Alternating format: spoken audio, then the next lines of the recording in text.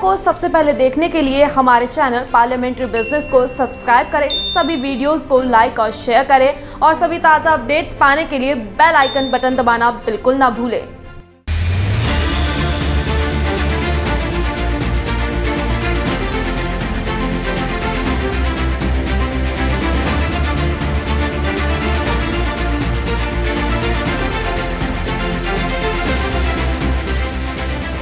जब भी हम राष्ट्रपिता महात्मा गांधी की बात करते हैं तो साथ ही कस्तूरबा का नाम भी आ जाता है।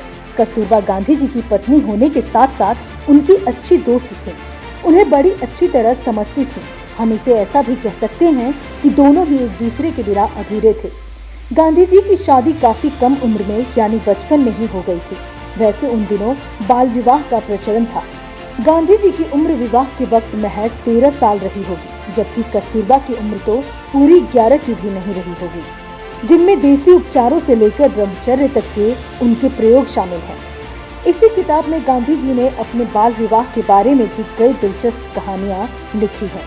उन्होंने लिखा है कि कैसे उनकी कस्तूरबा से पहले भी 2 लड़कियों से सगाई हो चुकी थी, वो भी केवल 7 साल की उम्र तक। लेकिन दोनों ही लड़कियों की कम उम्र में ही मौत हो गई। शायद गांधी जी की किस्मत में कस्तूरबा ही लिखी थी।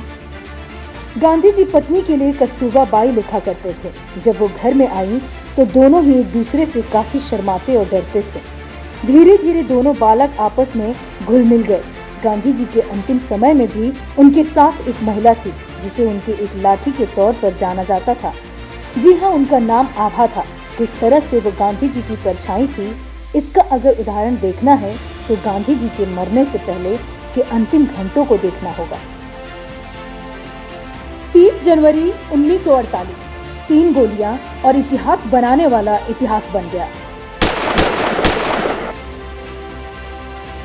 30 जनवरी 1948 का दिन अखंड भारत के लिए भारी था, बहुत भारी। इतना भारी कि उस दिन सूर्य भी नहीं निकला और घना कोहरा अपने चरम पर था। किसे पता था सभा लगाकर सबको सन्मति की राह पर चलने को कहने वाला ऐसे बिन बताए निकल लेगा, सबको अकेला छोड़। पर कई लोग कहते हैं कि उसने कहा था, उसने उस दिन 3 से 4 बार कहा था कि क्या पता मैं रहूं या ना रहूं।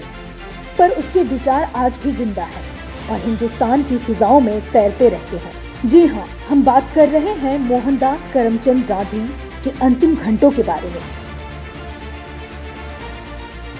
दिल्ली में सूरज नहीं निकला था। कोहरे और जाड़े के कारण सड़कों पर दिल्ली वाले ज्यादा नहीं निकले थे।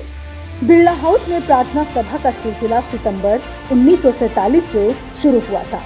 सभा शाम 5 से 6 बजे तक चलती थी। इसमें सर्वधर्म प्रार्थना होती थी। सभा के अंतिम क्षणों में गांधी सामयिक विषयों पर टिप्पणी करते थे। सभा में आने वाले लोग उनसे बीच बीच में प्रश्न भी करते थे। 4:30 बजे तक प्रार्थना सभा स्थल खचाखच भर जाता था। आने वालों में देश से विदेश से राज्यों से कोई इंटरव्यू के लिए आ रहा होता था, तो कोई मार्गदर्शन के लिए, तो कोई सिर्फ दर्शन करने। 4 बजे तक गांधी जी ने अंतिम साक्षात्कार समाप्त किया। अब सरदार पटेल के आने का समय भी हो गया था। ठीक 4 बजे सरदार पटेल अपनी पुत्री और सचिव मणिबेन के साथ आ गए। गांधी जी और सरदार पटेल तत्काल ही विचार विमर्श में लीन हो गए। शाम 4:30 बजे आभा उनका अंतिम भोजन लेकर आई। उसमें बकरी का दूध, पकी और कच्ची सब्जियां, संतरे और अदरक, नींबू, मक्खन और एलो का जूस था। अपने कमरे में फर्श पर बैठकर उन्होंने अपना अंतिम भोजन लिया और सरदार पटेल से बातचीत भी जारी रखी। मणिबेन, सरदार की पुत्री और सचिव भी इस बातचीत के दौरान उपस्थित थी। अभी गांधी जी और सरदार पटेल की बातचीत चल ही रही थी कि 2 काठियावाड़ी नेता आए और मनु से गांधी जी से मिलने की इच्छा प्रकट की। मनु के पूछने पर गांधी जी ने सरदार पटेल के सामने कहा, उनसे कहो कि मैं उनसे मिलूंगा, लेकिन प्रार्थना सभा के बाद, और वह भी तब यदि मैं जीवित रहा। हम तब बातचीत करेंगे। मनु ने गांधी जी का उत्तर अतिथियों को दे दिया और उनसे प्रार्थना सभा के लिए रुकने को कहा। उसके बाद गांधी जी ने अपना प्रिय चरखा मांगा और अंतिम बार बड़े प्रेम पूर्वक चरखा काटा। मौलाना आजाद और जवाहरलाल नेहरू उनसे प्रार्थना के बाद मिलने वाले थे। रोज की भांति जब गांधी जी प्रार्थना सभा की तरफ आ रहे थे तो उन्हें काठियावाड़ से आए 2 लोगों ने रोककर मिलने का वक्त मांगा था। कहते हैं बापू ने जवाब दिया, अगर जिंदा रहा तो प्रार्थना के बाद उनसे मिलूंगा। ये बात कुछ लोगों ने बताई थी कि महात्मा गांधी ने उस दिन दूसरी या तीसरी बार अपनी मौत की बात की थी। अपने आखिरी दिनों में गांधी को अपने मौत का आभास होने लगा था। वह अपने कुछ खास लोगों से कुछ ऐसी बातें करते थे जिससे लगता था कि उनका मर्डर किया जाएगा। कहा जाता है कि दिल्ली से कुछ मौलवी आए हुए थे। गांधी जी ने उन लोगों से कहा कि वे थोड़े ही समय के लिए अनुपस्थित रहेंगे। हाँ, यह और बात है कि ईश्वर की इच्छा कुछ और हो और कोई अनसोची घटना घट जाए। उन्होंने बिशन से कहा, मेरे जरूरी पत्र मुझे दे दो, मुझे उनके जवाब आज ही देने चाहिए, क्या पता कल मैं रहूं ना रहूं। शाम 5 बजे आभा ने गांधी जी को घड़ी दिखाई। गांधी जी उठे, अपनी चप्पल पहनी और कमरे के किनारे वाले दरवाजे से शाम के धुंधलके में बाहर निकल आए। उन्होंने ठंड के कारण गर्म शॉल ओढ़ रखी थी। आभा और मनु के साथ वे प्रार्थना स्थल की ओर बढ़ने लगे, जिन्हें वे अपनी लाठियां कहते थे। आज उन्हें प्रार्थना में देर हो गई थी। उन्होंने कहा, मैं 10 मिनट लेट हो गया हूँ और मुझे देरी बिल्कुल नापसंद है। मुझे ठीक 5 बजे यहाँ होना चाहिए। फिर वो हुआ जिसकी उम्मीद किसी को न थी। जब बिरला हाउस के भीतर से गांधी जी 3.5 इंच दाईं तरफ व नाभि से 2.5 इंच ऊपर पेट में घुसी और पीठ को चीरते हुए निकल गई। गोली लगते ही बापू का कदम बढ़ाने को उठा, पैर थम गया, लेकिन वे खड़े रहे।